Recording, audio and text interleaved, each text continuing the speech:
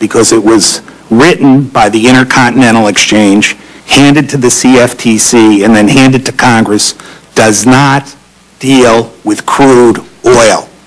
By its language, it appears to deal with crude oil, but the CFTC has announced it will not use that to bring unregulated crude oil markets under United States regulatory control. Why is that? Senator Cantwell talked about the London-Dubai loophole. The CFTC takes the position that West Texas Intermediate contracts sold in the United States by U.S.-owned or U.S.-affiliated exchanges, because they have some tangential relationship to either London or Dubai, should be regulated, in the case of Dubai, by the Dubai Financial Services Authority. The CFTC on May 20th, 2007, reached a decision that it would not regulate Dubai's entrance into the United States markets because Dubai has comparable futures regulation to the United States. What that suggests is when your constituents come to you and ask you, is speculation under control? If you want to leave the status quo as it is, you must tell them, I believe so, because I have every confidence that Dubai will protect those Minnesota citizens who can't go to their summer homes.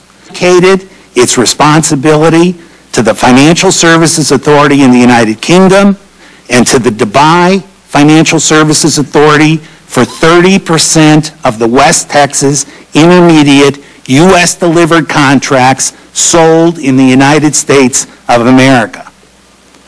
That is an outrage.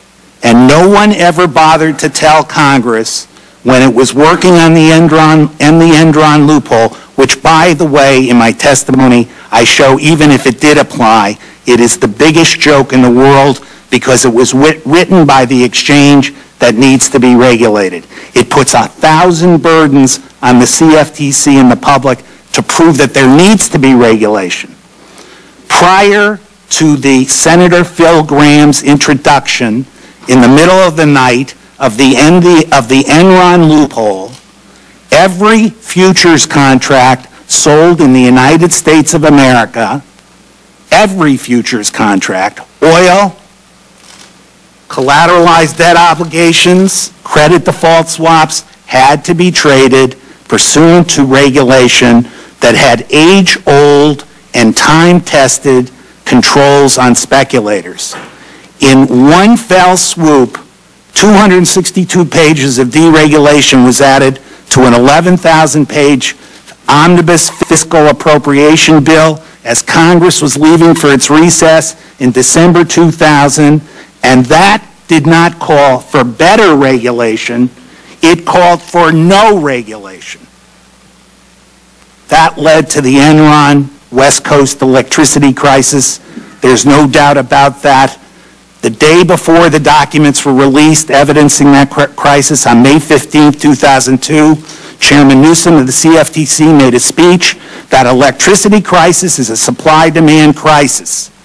Documents were released showing how the unregulated, speculative Enron online trading engine drove prices up 300% in the West Coast. Senator Cantwell's testified about the Bonneville Power Administration. In the middle of that bubble, they locked in long-term contracts, thinking the price would go up forever. When the bubble burst, they had contracts that were long-term contracts, commitments to pay 300% of the then market price of natural gas. The Enron loophole is a joke. Turning this regulation over to Dubai and the English is a joke. The English regulators oversaw the collapse of the Northern Rock Bank in London. That bank first got $100 billion in loans from the British government and was then nationalized.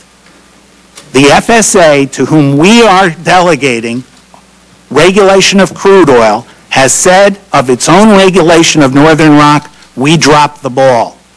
2 weeks ago, the European Union opened an investigation over the failure of the Financial Services Authority in London to properly regulate that bank.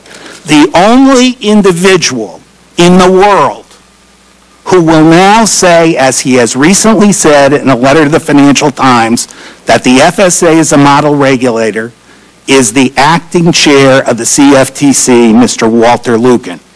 Even the other commissioners, Bart Chilton, went to London and said the FSA is not regulating. But you bear the burden, unless you change things, of saying to your constituents, hey, I can't regulate this. We've got an exchange in Atlanta, the Intercontinental Exchange, with U.S. trading engines, trading United States West Texas Intermediate oil, and don't worry, the United Kingdom is on the case. And now Dubai has entered the market, so you will have to say Dubai is on the case. We must bring these matters under our regulatory regime. We must toughen that regime. The CFTC has dragged its heels. Its May 29th release is evidence that it's dragged its heels. The FTC must be encouraged to quickly move into this area and do the proper investigation as FERC did in the natural gas markets. If we do not do anything, we may be in a bubble, but it's an iron bubble. And it's an iron bubble because these investment banks and these hedge funds, knowing they control the price of these products through the futures markets because they manipulate it upwards, are buying the underlying commodity. The largest holder of heating oil in New England is Morgan Stanley. The bubble will be hard to burst as long as Mr. Soros' theory that they're not going to exchange that heating oil for U.S. dollars because they're driving the price of heating oil up, and that forces the U.S. dollar down. It's a very bad trade. There is mini hoarding going on in New England and all over this country by investment banks and hedge funds that are holding energy products that can be stored, will not release them because it's a bad trade. They can drive those commodity prices up and downgrade the U.S. dollar. They don't want to take dollars for those products. I'd be happy to answer any other questions. Thank you. Thank you. Next, we will hear from Gary Rom, President of Inland Oil Company, and speaking on behalf of the Petroleum Marketers Association, I would like to extend a special welcome to Mr. Rom since he comes from Ephrata, Washington. Thank you very much for being here. Thank you, Madam Chairman and the members of the committee. I appreciate the opportunity to provide some insight on this extreme volatility and record-setting prices that we've seen in the recent months in the energy commodity markets. I am with and represent